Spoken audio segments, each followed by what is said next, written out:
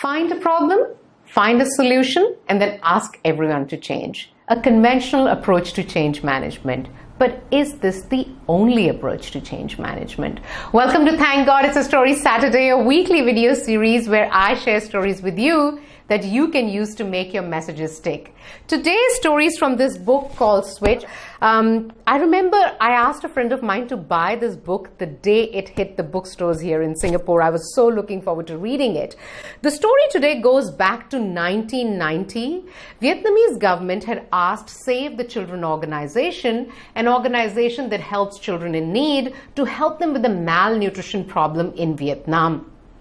Jerry Sternin, who was the program director, was flown to Vietnam, and he had the task of making a change happen in just 6 months. Jerry Sternin had studied malnutrition well in advance, and what he found was that there are 3 things that really contribute to malnutrition. 1 is unclean water, 2 is poor sanitation, and 3 is poverty. He calls this information TBU, true but useless. You can't change these 3 things in 6 months to make the change happen. So what was he going to do? He decided a different strategy, which some people call positive deviance, but in this book is referred to as bright spots.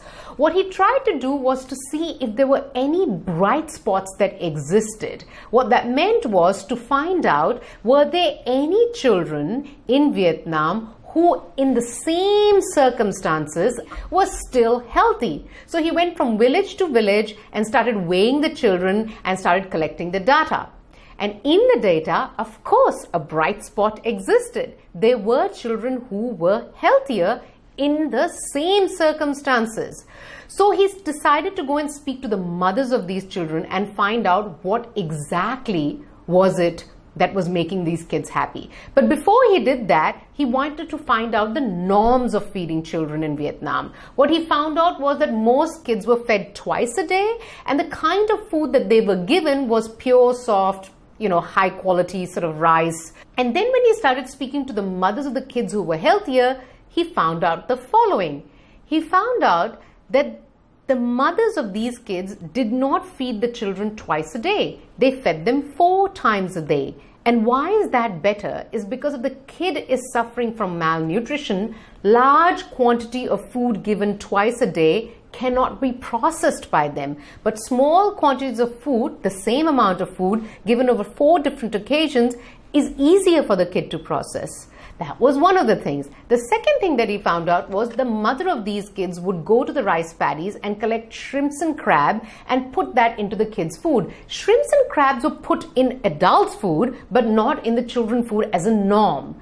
And then he found out that a green leaf, the sweet potato leaf, which is considered a very low-class leaf and nobody even considers eating it there, these mothers were taking that and putting it into the food of the kids, which is what was giving these kids the essential vitamins and proteins and etc. and making them healthy.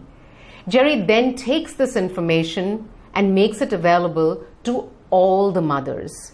Result, in 2 years, 250 communities, 80% of the malnutrition problem in Vietnam was solved. What is the point? The point is, if there is a change that you want to have in an organization, don't just always ask yourself the question, what is the problem? Sometimes we have to ask ourselves the question, what is working and how can we replicate that?